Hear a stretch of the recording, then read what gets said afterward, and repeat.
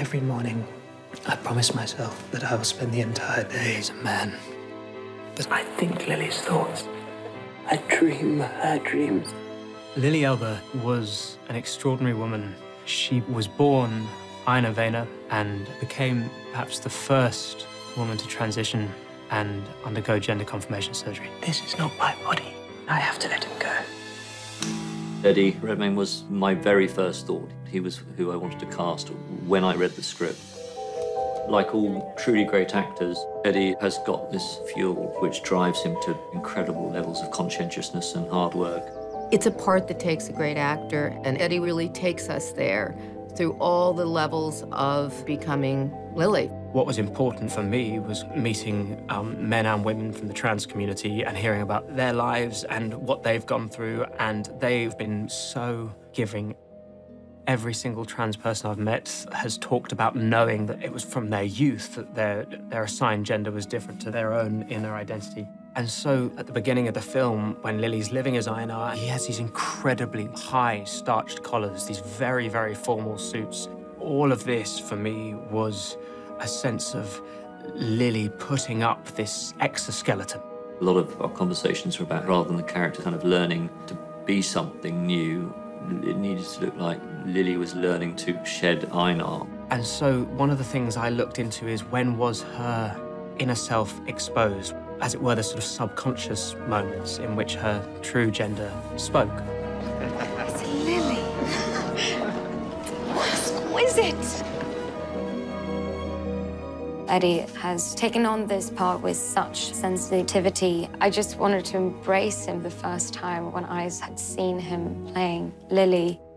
It was so clear and authentic. I could just lose myself getting to know Lily because she was so real. I think he feels such a deep responsibility to get every moment right. And it's been wonderful to watch him do that with such courage and honesty and just incredible commitment.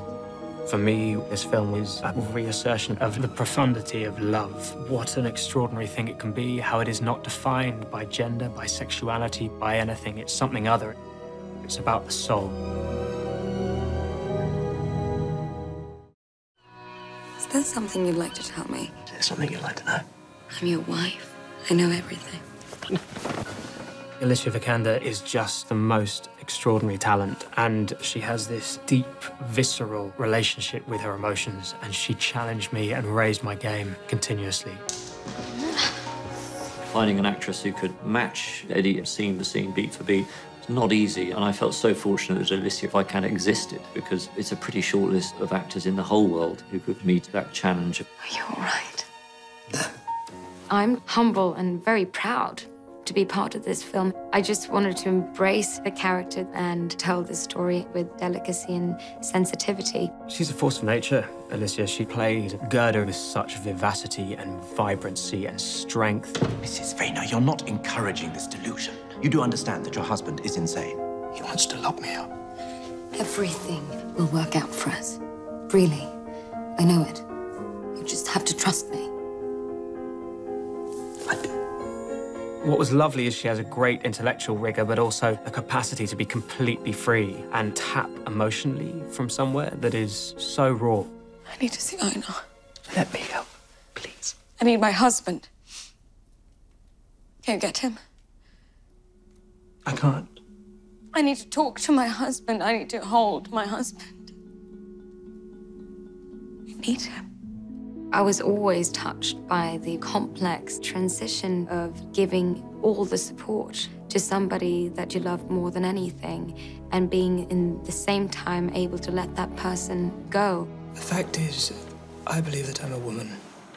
And I believe it too. In many ways, the film is an exploration of unconditional love, of how love can empower change. And the way Alicia plays it, she finds the strength in Gerda's journey. It's not so long ago we were married. You and me. You and Einar. I know it was Einar. But really, it was you.